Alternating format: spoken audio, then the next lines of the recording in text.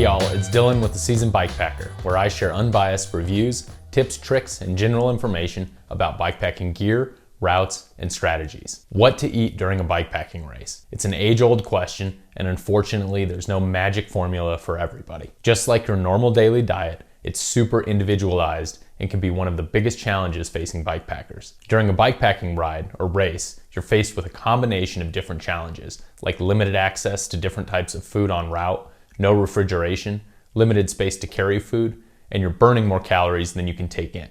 This is something that takes practice, trial and error, and training. Once I shared a table at the Burger King in Sedona with Chris Systrip during a bikepacking race a few months prior to his Tour Divide win. As he was stuffing food in his mouth, he said to me, "You don't think you'd have to become a competitive eater to do the sport, did you?" And that has always stayed with me. Since then, I've tried a few different things, and some have failed horribly, like a ketogenic diet while doing a 70-mile endurance day race. And I'd like to think I've honed in on a few key tips. Remember, these tips are personalized for me and may not work for everybody, but it's a place to start. It's better to eat slowly over time than stuff too many calories in and have to go pedal up a giant mountain in the heat. I try to be super mindful of always eating here and there. Every time you get off to hike a bike, grab a small snack. Check the map, grab a snack. You get the idea. Try to grab a bite when you hit a stretch of road or good gravel, and you can keep pedaling and steer with one hand. If the route is primarily single track, you won't have opportunities to keep moving and eat, so rely more on liquid nutrition. Stay away from heavy proteins and stick to lightweight, easy to digest carbs and sugars. This is what your body needs when you're going through calories at an extreme rate.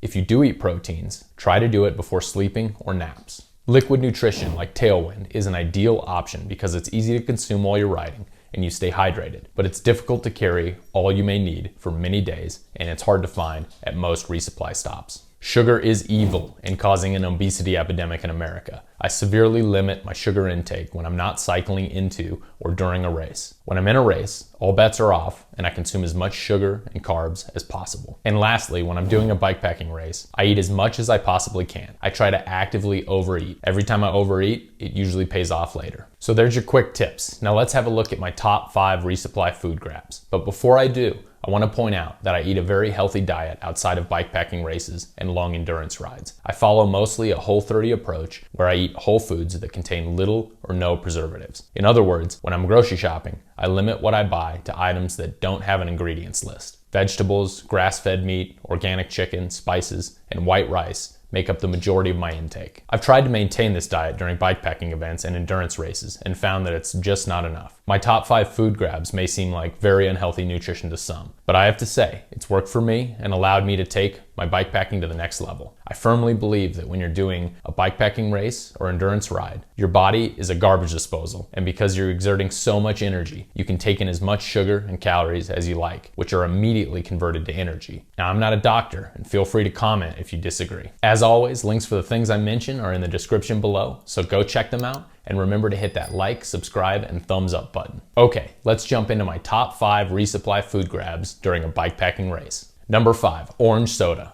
Soda is terrible for you, right? Well, yes and no. When you're burning 500 calories per hour, it's like a miracle elixir. I was programmed to think I needed Gatorade, which just seemed to make me ill, and I fondly remember the moment I discovered soda en route. I was in a bad way after climbing in the heat up to Jerome, Arizona, and sitting down with some other bikepackers to have a meal at the Haunted Hamburger. I had one taste of that cool, refreshing Dr. Pepper, then asked the server to bring out a couple pitchers of it. She obliged, and I basically drank the entire pitcher. I could feel the sugars go straight to my veins and provide much needed energy to my legs. I recently discovered that orange soda has more calories and sugar than other sodas.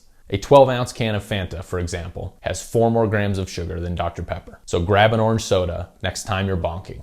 Number 4, Big Texas Cinnamon Roll or Hostess Honeybun. They'll survive the apocalypse, they have 430 calories in 4 ounces, and dang, they're tasty. What more can be said? This is where it's at. Number 3, maple syrup. A recent addition to my favorites, you'll likely be able to find this at gas stations, diners, country stores, and McDonald's. My wife is an ultra runner and would bring honey in a goo flask and stick it in her running vest while doing races. I could never get into honey as it was too thick for my preference, but on my last bikepacking trip, I brought the empty goo flask in my hydration vest with a let's see what happens approach. And at my McDonald's resupply, I got some of their hotcake syrup packets, which is basically maple syrup, and had a taste, and I was hooked. 120 miles into a race, it just hit the spot. So I got a few more packets and filled up my goo flask and carried on. During the rest of the race, this rocket fuel revitalized my muscles and continued to taste great. Number 2, stuffed crust pizza. Stepping away from the sugary stuff for a minute, my next favorite provides a nice base of slower digesting carbs and offsets the high sugars quite well.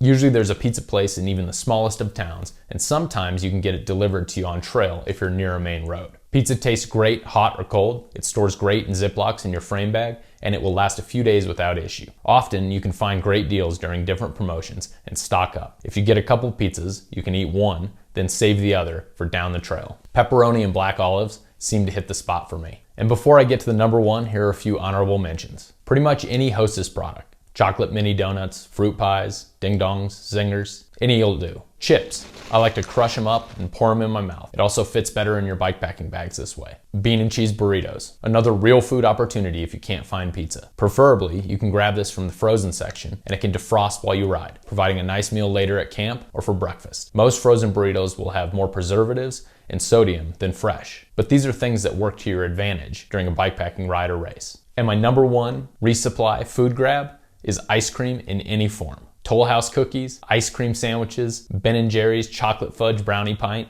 any of it'll do. I have to give a shout out to Andrew Stremke on this one. I watched his excellent video where he completed the Arizona Trail 800 race, and during his hot climb up to the top of Mount Lemmon, he was snacking on a pint of ice cream. Go check out Andrew and Katie's YouTube channel at Riding Bikes with Katie and Andrew. They make some fantastic content, and I'm a huge fan. Ice cream is by far my new favorite. It's easy to eat, cools you off when it's hot, it's loaded with sugar and calories, and it really never gets old or unappetizing. If you've done a multi-day race or ride, you know that almost no matter what you eat, you start to get sick of it after a few days. This never seems to hit that zone for me. While you're in the ice cream freezer, grab a Toll House cookie or ice cream sandwich for the road. Well, that wraps it up. Did I miss anything? Do you agree with my list? I want to hear from you. Hit up those comments with your suggestions on your favorite bikepacking resupply food grabs. I hope this has been helpful. Thanks for watching, and remember to plan, pack, and pedal.